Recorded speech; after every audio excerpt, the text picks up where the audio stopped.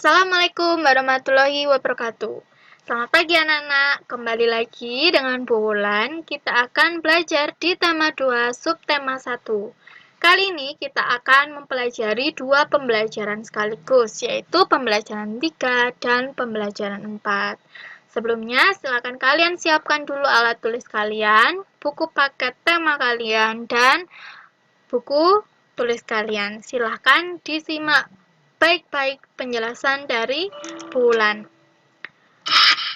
Tujuan materi pembelajaran kita pada pagi hari ini yaitu yang pertama, mengklasifikasikan informasi yang didapat dari buku. Kedua, membuat peta pikiran tentang informasi yang didapat dari buku. Yang ketiga, menjelaskan pengertian tanggung jawab. Keempat, menyebutkan jenis-jenis tanggung jawab. Kelima, menjelaskan salah satu hak, kewajiban, dan tanggung jawab dalam kehidupan sehari-hari. Keenam, kita dapat menganalisis peran ekonomi dalam upaya mensejahterakan kehidupan. Nah, langsung saja kita ke materi yang pertama. Silakan buka buku paket kalian di halaman 23. Di situ ada teks bacaan tentang hari menanam pohon. Nah, silakan dicermati dan kita baca bersama-sama. Ketika Bu Wulan membaca, kalian juga ikut membaca ya. Kita mulai. Indonesia dikatakan sebagai paru-paru dunia. Sebutan itu disematkan karena di Indonesia terdapat hutan yang sangat luas. Daun-daun di hutan mengeluarkan oksigen yang berlimpah. Oksigen merupakan unsur penting bagi kehidupan. Namun, sayangnya hutan kita semakin berkurang akibat kebakaran atau penebangan pohon di hutan secara liar. Oleh karena itu, pemerintah bersama rakyat berusaha mengurangi kerusakan hutan. Salah satu upaya yang dilakukan yaitu menanam kembali pohon di lingkungan. Tanggal 28 November diperingati sebagai Hari Menanam Pohon. Peringatan Hari Menanam Pohon pada tahun 2015 diawali sejak tanggal 26 November. Presiden melakukan penanaman pohon di Taman Hutan Rakyat Sultan Adam, Kalimantan Selatan. Ada 10.000 pohon ditanam di hutan itu. Pohon yang ditanam pun bermacam-macam, termasuk pohon-pohon yang buahnya dapat dimakan. Kita dapat berperan serta untuk mengembalikan paru-paru dunia. Menanam pohon tidak hanya dapat dilakukan di hutan, kita dapat menanam pohon di lingkungan sekitar kita. Semakin banyak pohon di lingkungan kita, semakin banyak pasokan oksigen bagi kehidupan. Nah, anak-anak, setiap teks berisi informasi itu sangat penting untuk para pembaca. Seperti kita bisa mengetahui banyak informasi ketika kita membaca. Nah, sebelumnya kita sudah mempelajari bahwa informasi-informasi penting dari teks dapat disajikan dalam bentuk peta pikiran. Apa itu peta pikiran? Peta pikiran dapat dikatakan sebagai cara mencatat yang kreatif dan efektif melalui sebuah diagram atau gambar. Nah, diagram itu mempresentasikan ide-ide atau hal-hal lain yang berhubungan dengan ide pokok. Sama juga dengan teks bacaan tentang Hari Menanam Pohon ini. Nah, silakan kalian lihat di halaman selanjutnya. Di situ ada peta pikiran tentang Hari Menanam Pohon. Tapi, peta pikiran ini masih belum lengkap. Nah, ini adalah tugas kalian melengkapi peta pikiran ini. Silakan kalian lengkapi dengan menjawab pertanyaan-pertanyaan yang sudah disediakan di sini. Adapun pertanyaannya, yang pertama yaitu apa yang dilakukan? Kapan? Di mana? Kegiatan dilakukan? Pohon apa yang ditanam? Mengapa kita harus menanam pohon?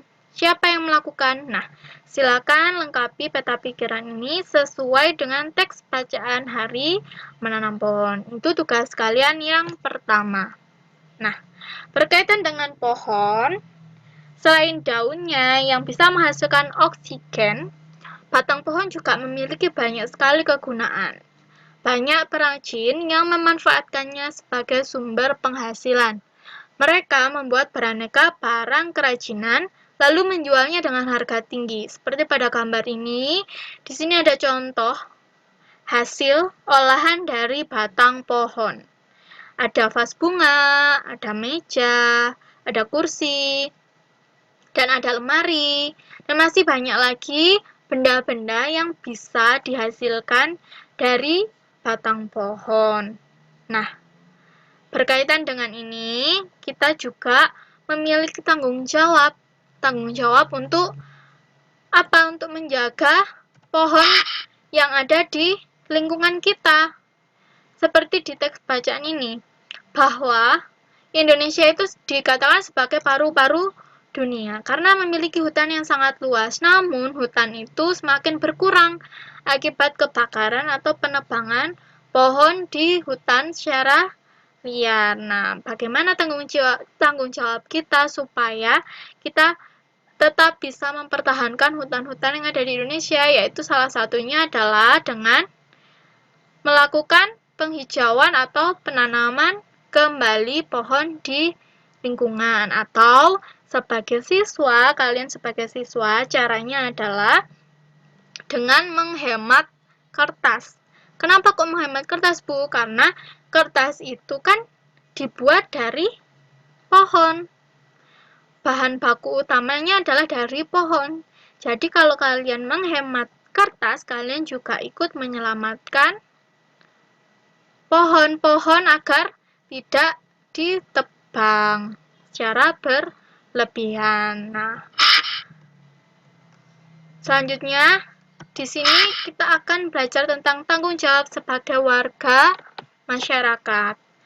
Nah, sebelumnya kalian harus tahu dulu apa itu hak. Hak adalah sesuatu yang dimiliki manusia sejak lahir. Contohnya apa? Contohnya ketika kalian lahir, kalian sudah mendapatkan hak untuk mendapat kasih sayang dari orang tua. Selain itu juga kalian memiliki hak untuk sekolah. Nah, kemudian yang kedua yaitu kewajiban. Kewajiban adalah sesuatu yang harus dilaksanakan oleh setiap orang. Antara hak dan kewajiban ini saling berkaitan. Ya. Nah, contoh dari kewajiban itu apa? Misalnya sebagai siswa, ketika diberikan tugas oleh guru, maka kalian harus mengerjakannya dengan giat, dengan tepat waktu, tidak diundur-undur. Nah, itu adalah contoh dari kewajiban. Lalu yang ketiga yaitu tanggung jawab. Tanggung jawab adalah sikap berani menyelesaikan hingga menanggung akibat dari tugas yang diberikan kepada orang tersebut. Itu pengertian dari tanggung jawab. Nah, tanggung jawab itu terdiri dari beberapa jenis. Yang pertama yaitu tanggung jawab terhadap diri sendiri. Tanggung jawab terhadap keluarga, tanggung jawab terhadap masyarakat, dan tanggung jawab terhadap bangsa dan negara. Nah, di sini Bulan memiliki contoh pelaksanaan hak, kewajiban, dan tanggung jawab sebagai warga masyarakat. Contohnya adalah pada hari libur, Pak Tony berhak untuk beristirahat di rumah. Pada hari yang sama, di lingkungan rumah Pak Tony diadakan kerja bakti. Pak Tony memilih menjalankan kewajibannya sebagai warga dengan mengikuti kerja bakti. Pak Tony melakukannya dengan penuh tanggung jawab, sehingga lingkungan menjadi bersih. Setelah melakukan kewajibannya, Pak Tony memperoleh haknya beristirahat di lingkungan yang bersih.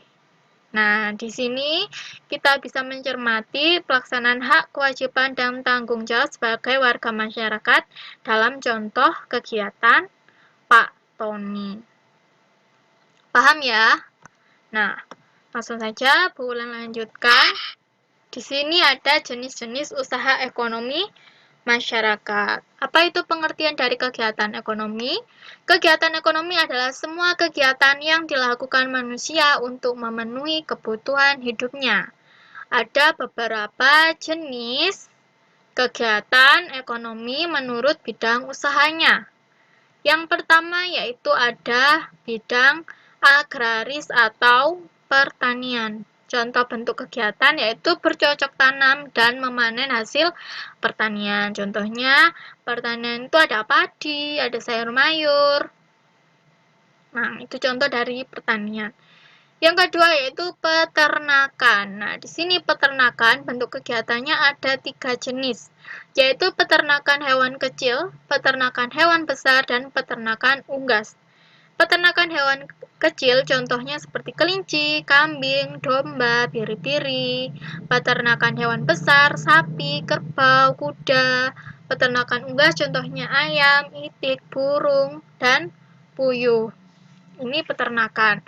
Yang ketiga yaitu perikanan. Nah, di sini perikanan dibedakan menjadi 2, yaitu perikanan darat dan perikanan laut.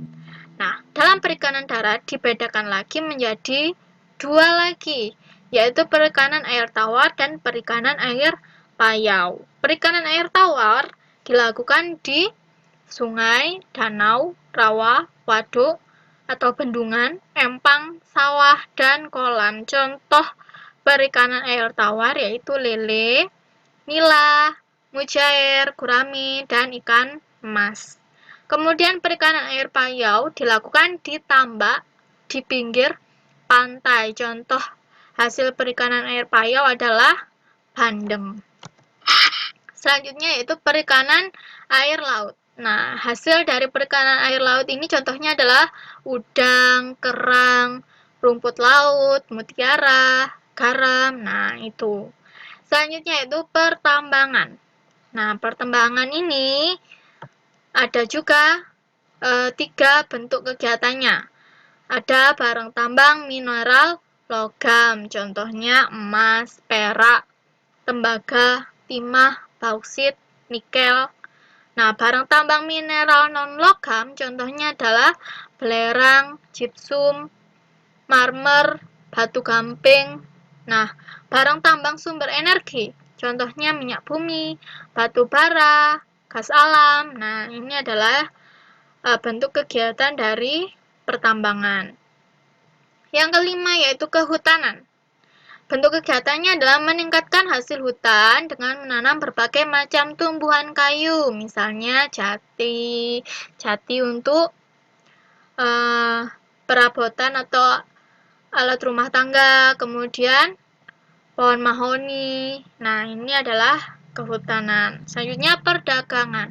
Bentuk kegiatannya adalah kegiatan membeli barang dagang dan menjualnya kembali kepada konsumen. Contohnya seperti yang ada di pasar. Itu adalah kegiatan perdagangan. Yang ketujuh yaitu perindustrian. Bentuk kegiatannya adalah mengolah bahan mentah menjadi barang jadi. Contohnya seperti pabrik makanan kaleng, pabrik sepatu, pabrik kertas, dan lain-lain. Itu adalah kegiatan industri.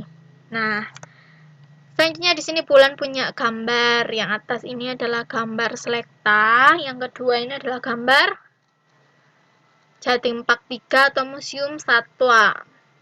Nah, kedua gambar ini adalah gambar tempat wisata yang dimana di dalamnya ini terdapat jenis usaha dalam bidang jasa. Nah, sebelumnya bidang jasa itu berkaitan dengan pemberian layanan kepada konsumen.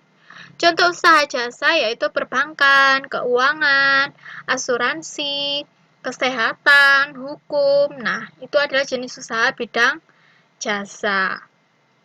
Nah, berkaitan dengan sektor pariwisata, berkembangnya sektor pariwisata ini menumbuhkan usaha-usaha penunjang jasa pariwisata. Contohnya, bidang jasa dalam kegiatan pariwisata adalah yang pertama, pengelola jasa penginapan. Nah, hotel, motel, wisma, dan losmen itu adalah jenis usaha dalam bidang jasa. Yang kedua, usaha penjualan barang cenderamata atau souvenir.